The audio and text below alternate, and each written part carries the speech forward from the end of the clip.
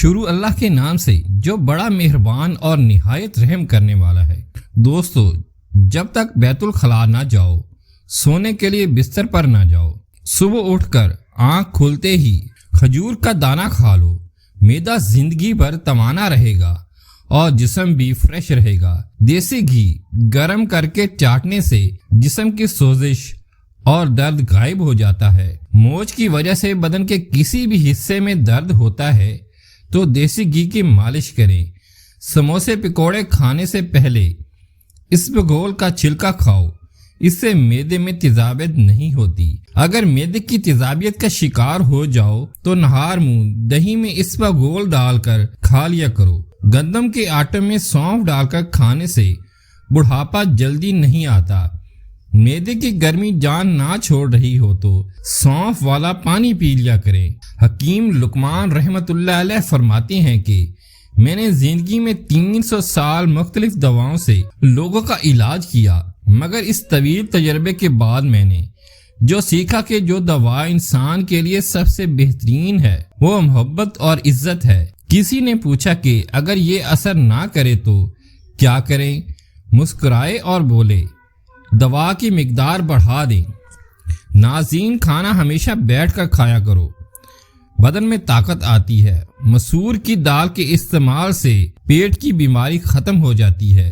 بکرے کا گوشت ہفتے میں ایک بار ضرور کھائیں، صحت مند رہیں گے۔ پودینے کا شربت پینے سے متلی ہو تو آرام آ جاتا ہے۔ سفید چنے شوگر کو کم کرنے میں مفید ہیں۔ دہی کے ساتھ ناشتہ کرنے سے خون کی کمی دور ہو جاتی ہے۔ آج کے زمانے میں ہاتھ سے کھانا کھانے والے لوگوں کو پسندیدگی کی نگاہ سے نہیں دیکھا جاتا، جبکہ سائنس اسے انسانی صحت کے لیے مفید قرار دیتی ہے۔ بلڈ پریشر اور شوگر کے لیے سفید گلاب کے پھولوں کا عرق اپنی نگرانی میں نکلوائیں۔ یہ عرق 1 کپ صبح، دوپہر، شام کھانے سے گھنٹہ پہلے یا بعد میں پی لیں۔ 3 مہینے لگاتار ایسا کریں۔ ہائی بلڈ پریشر اور شوگر کے مریضوں کے لیے نہایت ہی آزمودہ ہے۔ جس کا موسم ہو وہی پھل کھاؤ، موسم جانے لگے تو پھل کھانا چھوڑ دو۔ بھینس کی ہڈیوں کا گودا جسمانی قوت میں اضافہ کرتا ہے۔ سبزی میں توری کھانا طاقت کو بڑھاتا ہے اور بخار میں فائدہ دیتا ہے۔ جو لوگ آپ سے حسد کرتے ہیں وہ آپ کے سامنے آپ کی تعریف اور پیٹھ پیچھے آپ کی برائی کرتے ہیں۔ شربت سندل صبح شام پیا جائے اور سیب کا مربع بھی کھایا جائے تو یہ دل کی کمزوری کو دور کرنے کے لیے بہت ہی مفید ثابت ہوتے ہیں۔ عام طور پر کوئی کام کرنے کے بعد بہت زیادہ تھکاوٹ محسوس ہوتی ہے اور طبیعت پریشان دکھائی دیتی ہے، تو اس حالت میں سادہ چائے یعنی دودھ کی چائے میں 3 یا 4 قطرے روغن بادام ڈال کر پئیں۔ جو تم سے نہیں ہو رہا اسے اللہ کے حوالے کر دو، پھر دیکھو وہ اسی کو وسیلہ بنا دے گا جو تمہارے راہ میں رکاوٹ ہے۔ ناظرین، میری ایک بات یاد رکھنا، جس محبت کا تعلق صرف حسن سے ہوتا ہے وہ زیادہ دیر تک قائم نہیں رہتی۔